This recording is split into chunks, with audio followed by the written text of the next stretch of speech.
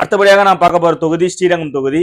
ஸ்ரீரங்கம் தொகுதியில கடந்த முறை திமுகவை சேர்ந்த பழனியாண்டி அவர்கள் போட்டியிட்டு இருக்கிறார். அவரை எதிர்த்து அதிமுகவை சேர்ந்த கூப்பா கிருஷ்ணன் அவர்கள் போட்டியிட்டு இருக்கார்.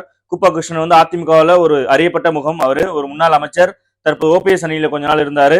இப்போ வந்து எந்த அணியிலும் இல்லாம சற்று விலகி இருப்பதா செய்திகள் வருது. சோ அவர் தான் கடந்த முறை அதிமுக சார்பாக போட்டிட்டு இருக்கார். அவர் வாங்கிய வாக்குகள் பாத்தீங்கன்னா 93,989 வாக்குகள் பெற்று தோல்வி அடைந்திருக்கிறார். அவரை எதிர்த்து போட்டியிட்ட திமுக வேட்பாளர் பழனியாண்டி அவர்கள் 1,13,904 வாக்குகள் பெற்று வெற்றி அடைந்திருக்கிறார்.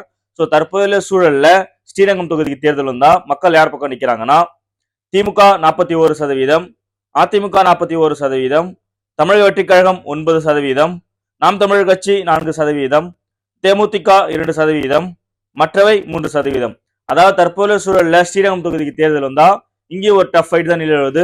அதாவது இழுபறி தொகுதியா இருக்கிறதுக்கு வாய்ப்புகள் தான் அதிகமா இருக்கு. அது மட்டும் இல்லாம ஸ்ரீரங்கம் தொகுதியில இந்த முறை வந்து அதிமுக வேட்பாளர் யாருன்றதே வந்து ஒரு பெரிய சஸ்பென்ஸா இருக்கு. ஏன்னா கடந்த முறை வந்து பாத்தீங்கன்னா குப்பா கிருஷ்ணன் போட்டிட்டு இருக்கார்.